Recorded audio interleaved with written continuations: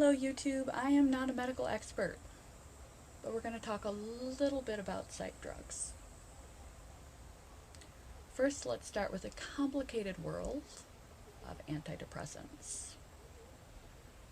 SSRIs, SNRIs, and NDRIs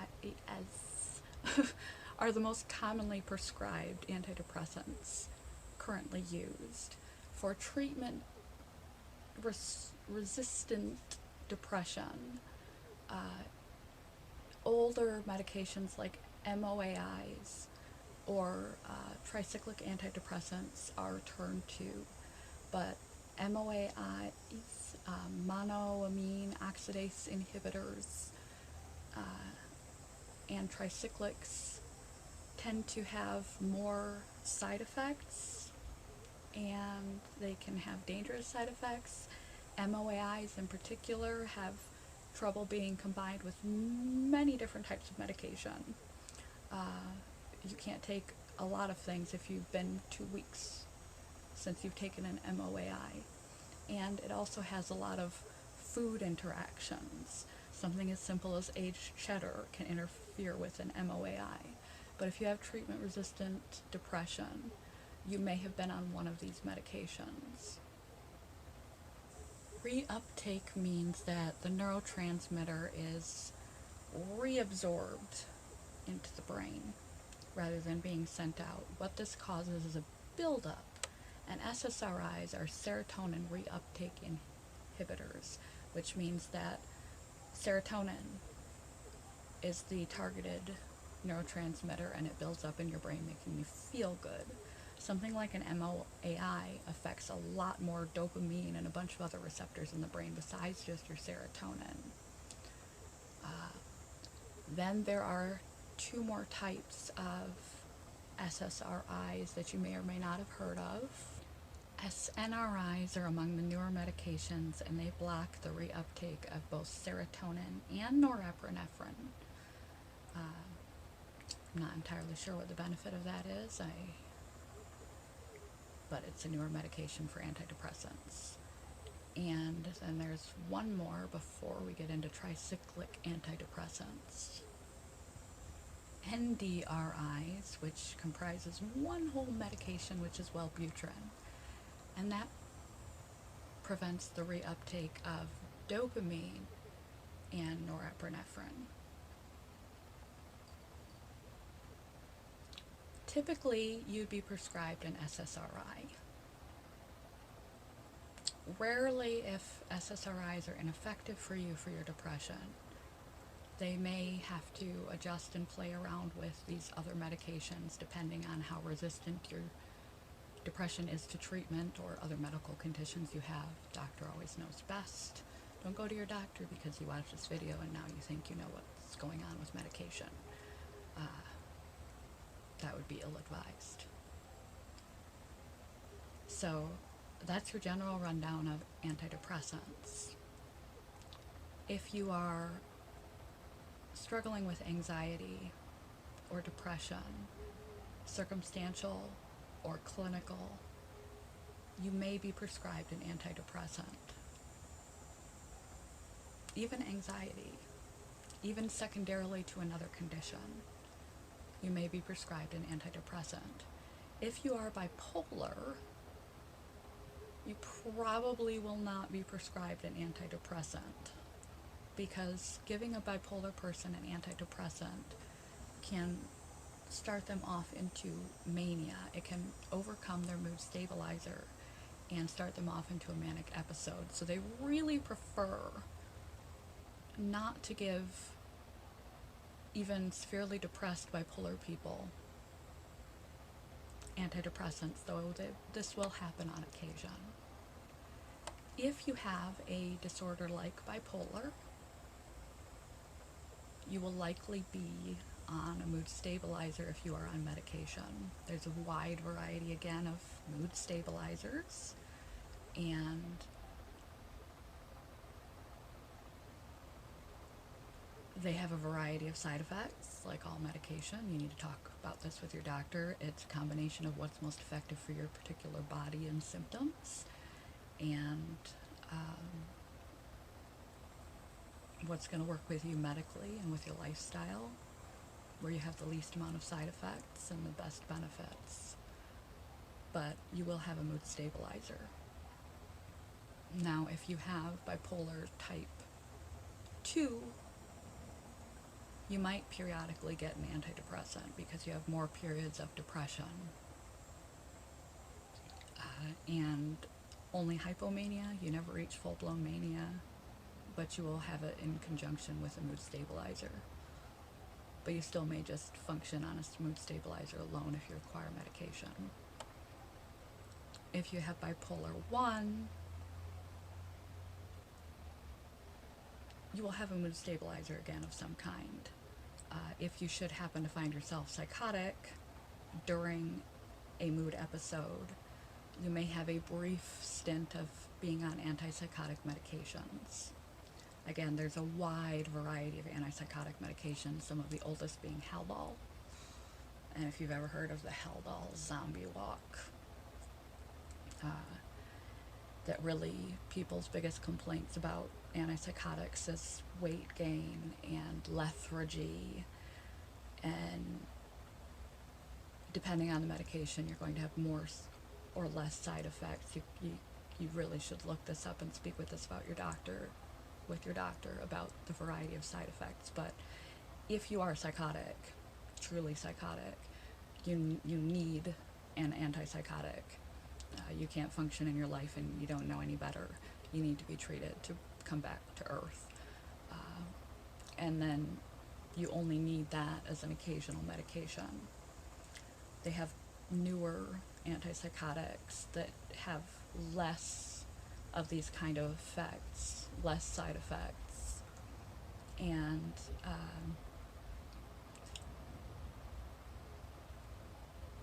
are more tolerable. But antipsychotics also come with something called tardive dyskinesia as a possibility. The longer that you're on the antipsychotic, the more likely you may wind up with it, something like tardive dyskinesia. When you start to get into more psychotic-based, cognitive and psychotic-based illnesses like schizoaffective and schizophrenia, where you must be on an antipsychotic indefinitely, over time you run the risk, even with the bipolar disorder, over time you run the risk of developing something like tardive dyskinesia, where various parts of your muscles, your tongue twitches or your hands twitch or your tongue rolls, you make pill rolling motions, your feet clench together, uncontrollable muscle twitches, and it can occur anywhere in the body. That would be very displeasing to me if I ever developed that. It's one of the potential side effects. Another reason why people like to skate off their antipsychotics. But every time you experience a psychotic episode, you run the risk of A, never coming back. You could go and then they could not fix you, and you're forever stuck in that state. B, you do brain damage. Yes, the brain is plastic, but only to a point, and you're never quite the same as you were when you left. So you do more damage every time you get sick, not just to your life and your surroundings when it's psychosis, but to your brain. So you have to risk-benefit analysis that one, again, with your doctors. And now they do have treatments. It's a relatively new breakthrough. They're beginning to find treatments for tardive dyskinesia. So if you are suffering from such a thing due to your antipsychotic medication, or it should come up, they do have treatments. They're working in this field to develop treatments so that you don't have this occurring. And when you reach the level of schizophrenia, you may be on a variety of medications, again, typically an antipsychotic. If you develop secondary depression because of your diagnosis, and it's not a schizoaffective disorder. If it's schizoaffective, you could be on an antidepressant plus an antipsychotic, or a mood stabilizer plus an antipsychotic. If you are schizophrenic, it's predominantly cognitive and psychotic based, so they will treat cognitive and psychotic issues. And a person who's schizophrenic may then circumstantially become depressed because of their situation, or fearful or anxious, and that may or may not be treated with other types of medication. I'd rather not get into anxiety medication, ADD medication. There's a lot of medication. I figured I would cover some of the basics of medication for mental illness. It's interesting that mood stabilizers are, some of them, like Depakote, for instance, are also anti-seizure drugs. So if you are very open with your treatment team versus being very resistant, you may be able to thin down the amount of medication that you take. I have migraines, I have tremors, both different disorders, and I have the mood disorder. And because I take an anti-seizure medication, I can control the migraines without having to take an additional migraine medication.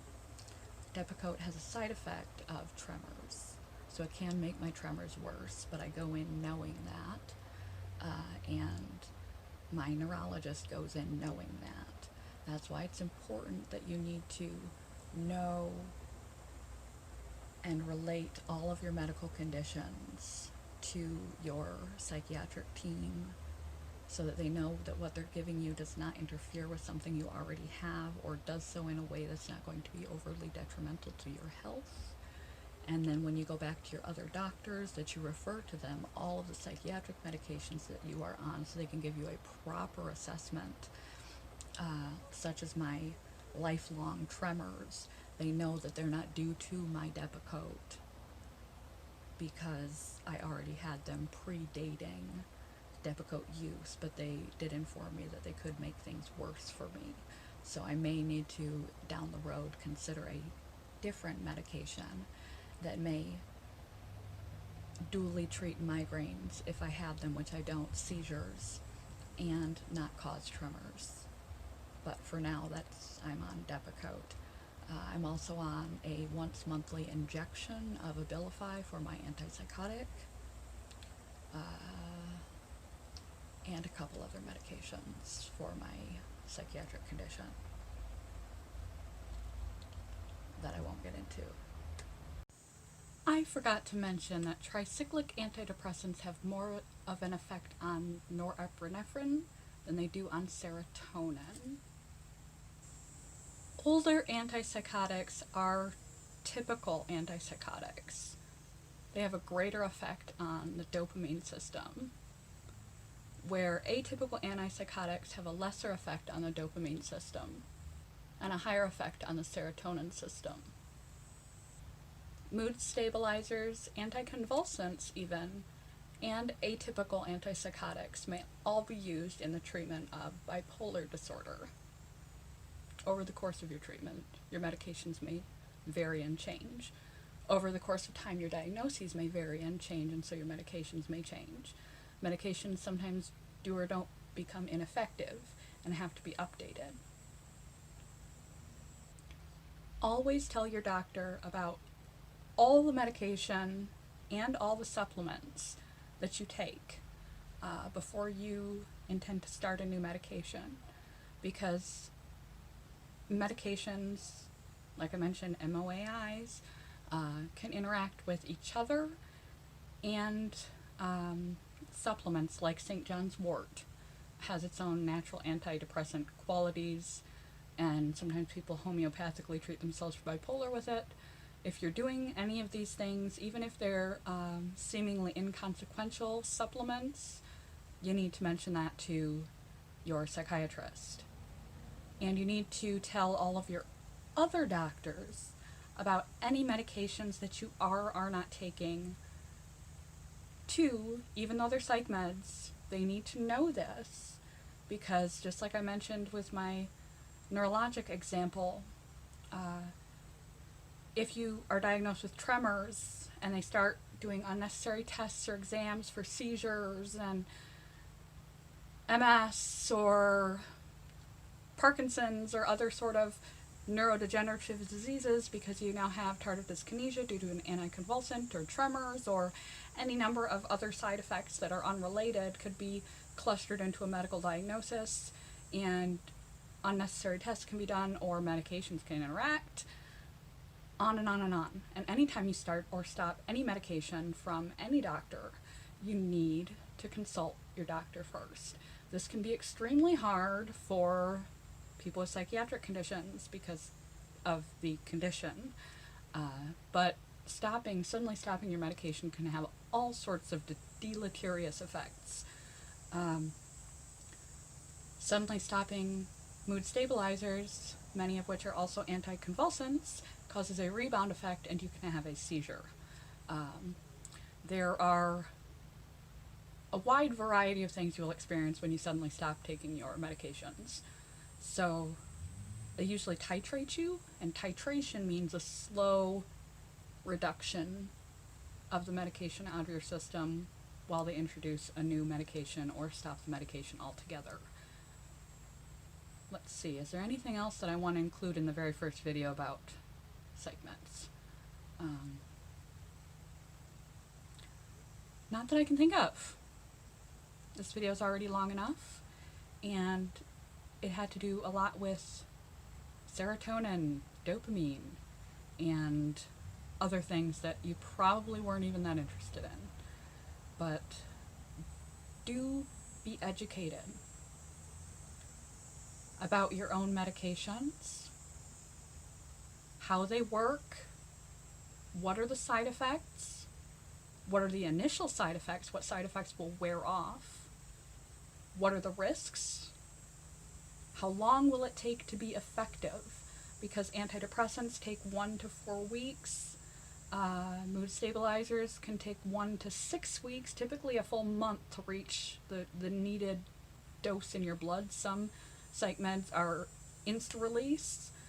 You need to know what to expect and be aware of the side effects. And if you are in a situation where you do have a decompensatory illness like bipolar or schizophrenia or schizoaffective, or periodic episodes with depression like seasonal affective disorder, where you can be doing well or normal and then fall into a sickness cluster episode of your symptoms, make sure your family and support network is educated about your medications and what to expect from them, so that they can differentiate if you've stopped your meds, if you're experiencing symptoms or side effects.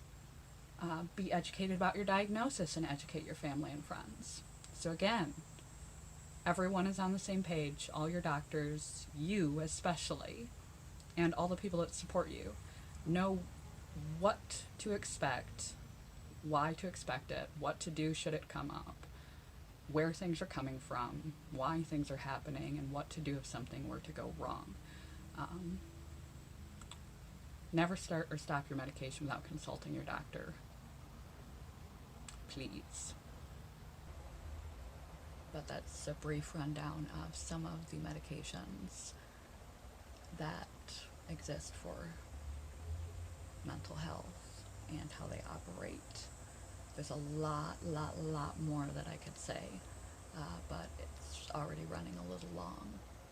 So maybe I'll get more in depth on some other meds later. I talked more about the antidepressant meds than I did the other meds, and I didn't even really break them down very clearly. But there's time. There's a whole lifetime to get into the nitty-gritty of psychiatric medication. Good morning, goodbye.